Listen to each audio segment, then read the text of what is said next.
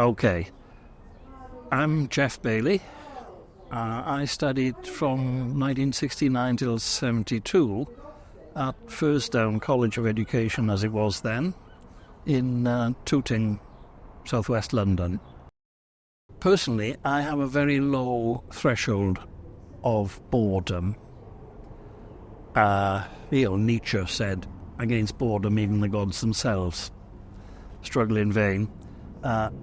So when I was looking for a career or a job in those days, it had to be something that would not be boring.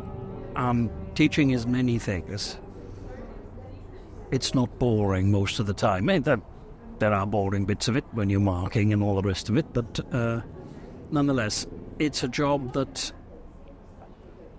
you can make of it pretty much what you want. You are largely your own boss. Whether you are successful in it is largely down to your ability and your effort, and it can be very rewarding, but not financially. Nobody in their right mind would go into it teaching in any way for the financial rewards. The reason I got into it was down to a teacher I had in my grammar school when I was about 13, 14. New teacher came. His name was Mr. Phelps. He was teaching history. And I still remember one of the things that we all did was to try and engage the teacher in conversation so we wouldn't have to actually have the lesson. And one of the girls asked him about teaching.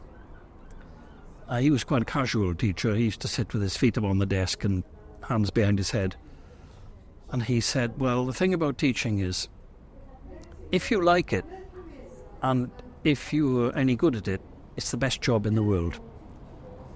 But if you don't like it, and you can't do it, it's the worst job in the world. So it's one of these vocations that, if you can do it, it's great. But if you can't do it, after you've given it some time, I mean, we all start off incapable and idiots. Getting out would be a good idea. I did 14 years. I started off as an Indian and I finished up as a chief for head of department. And then I ran out of steam. And I decided I wasn't going to continue taking my paycheck and becoming one of these rancid, time-serving ghosts that haunts the staff room of the school. So I just packed it in and started doing something else entirely and started my own business, doing computing and stuff because I was a maths teacher and computing. And I thoroughly enjoyed that as well. So if you are a new graduate and you are thinking in terms of what you're going to do, my advice is, it doesn't matter what it is. Find something that you like doing and that you have some ability at.